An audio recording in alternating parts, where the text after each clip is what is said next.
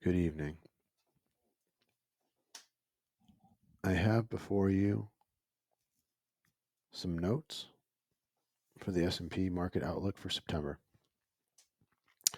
We're just going to go over them quickly and then we'll jump right into the charts. Last week, the S&P SPX closed up in August. We closed at 6460. We hit a high of 6508. That was driven by Fed rate cut hints.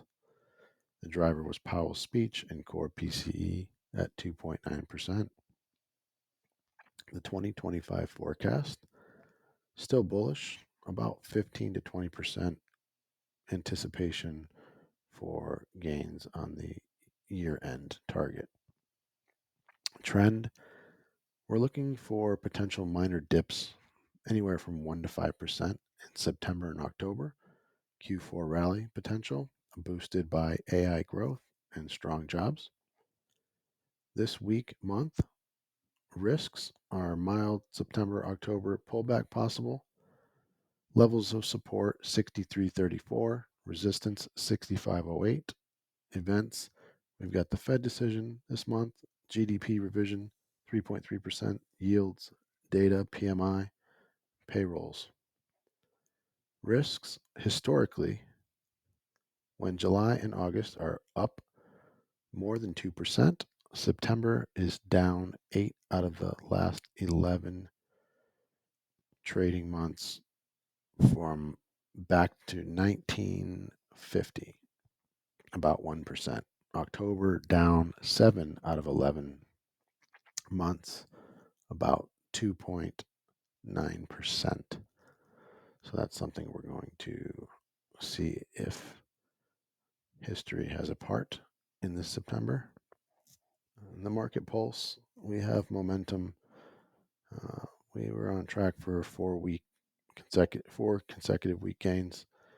We do have a MACD near sell on Dow Jones Industrial, although the breadth is still bullish. And there's worry that the rising 30-year yields near 5% may put pressures on equities. So in conclusion, the outlook is still bullish for 2025. We're going to watch for a September dip, and obviously key Fed data will drive trends. Speaking of the data, this week we have construction spending ISM index tomorrow 9/2. We have Beige Book on Wednesday 9/3, factory orders and vehicle sales. 9/4 we have international trade deficit, ISM services index, and productivity and cost. 9/5 we have non-farm payroll. That's probably the main event for the week.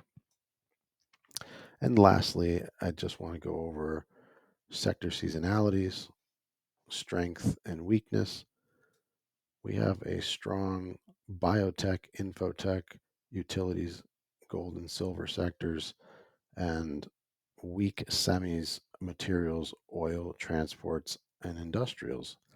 So if we're going to target any type of specific stocks, we may want to focus on the ones that are seasonally higher probability of being strong versus weak. And if you want to short something, obviously we're going to look at some weak. All right, so let's jump into some charts. Here is the SPX 1 month chart with our dashboard here, our market sentiment technicals. As we can see, we are riding perfectly in this channel here, all the way back from back from January 2018. And we are within this channel here. We tested the lows, we tested the highs. We're still riding high. And you can see there was divergence here on our oscillator, and that played out and we bounced, but we do still have some monthly bearish divergence. Higher, this is trending higher, this is trending lower. But if we look at all of our key indicators here. We have RSI, stochastics, CCI, moving averages, volume weighted. Everything is above. Everything is still in strong bullish on a monthly case. We zoom into the weekly, also still strong bullish. We are positive on all of our indicators up here in our dashboard. And if we zoom into the daily, we still have a bullish tachometer here, just pegged out here between bullish and strong bullish. Everything is still in the positive territory here. 4 hour, also bullish. 1 hour, this is where we start to get some break down in our trend potentially. And this is where we're going to focus on for the upcoming week. We're going to simply look at some key levels here. We have this potential trend line retest here. And this is also would be a retest of this fair value gap here. We actually tested this on the US 500 chart and the ES chart with more data on it, but during regular cash session, we have not yet tested this. So that is something that we can still come down and test. We're looking at about 64.13, 64.14. Something to keep in mind.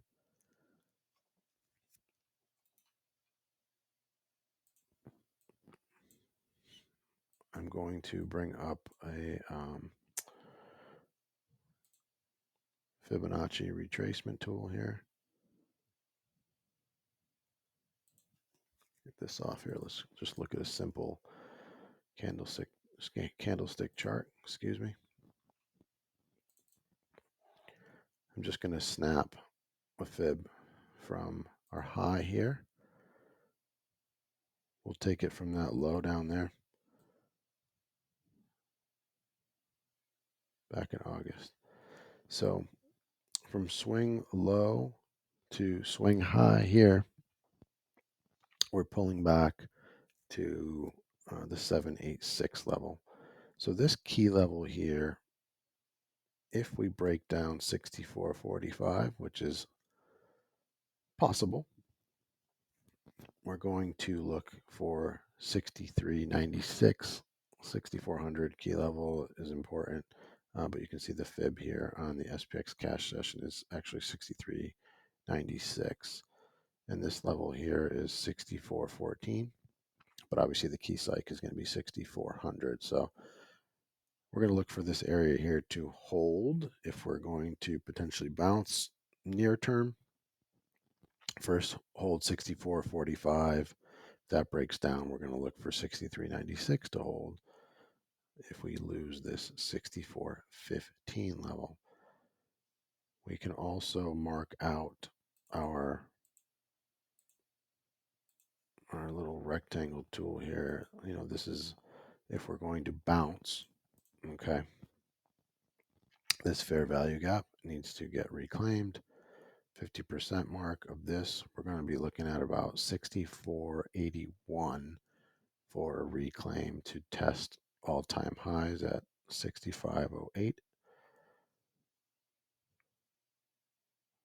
Let's get a little bit more granular here. So 64.45 is important near term.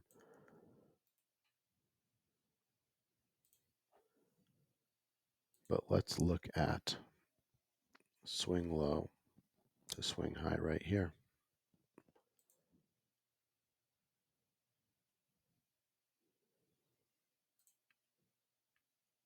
Again, retraced to the 786, broke down and actually tested the 618. This level, now that we look at it on a little bit more of a zoomed in here, is really critical for near term. The 618 level is a good spot to monitor for reversals. So if we lose 64.45, good chance we're going to come down. We can just play this on a day trade. I'll put a plan out tomorrow, like I always do before the bell, to see where we're at. But anticipating to have this as key support if we're still above this before the bell, and then we can just play down to our 50% level, which is obviously going to be key to hold if we're gonna bounce. But if we lose this 64.45, I think there's a good chance we could just come back down to test some of these lower levels here. So that's what I'm looking at right now. We have, like I said, a seasonally weak month when we have gains in July and August over 2%. So I'm just looking over some information. The FOMC meeting is the 17th, so that's going to be really important. We have PPI on the 10th. We have CPI on the 11th. We have UMISH on the 12th. So, really important month ahead of us. And obviously, that FOMC meeting on the 17th is going to be the big catalyst for a potential rally or potential mild sell off, potentially as well. I did notice that the second week of September is generally a bit stronger. And then the last week, the 22nd to the 26th, is generally weaker. We do have OPEX, we have triple witching on the 19th. So these are all things we're going to be trying to monitor. So I hope this was helpful to you. I hope you had a relaxing, restful, and recharging weekend. And I'll see you in the next one.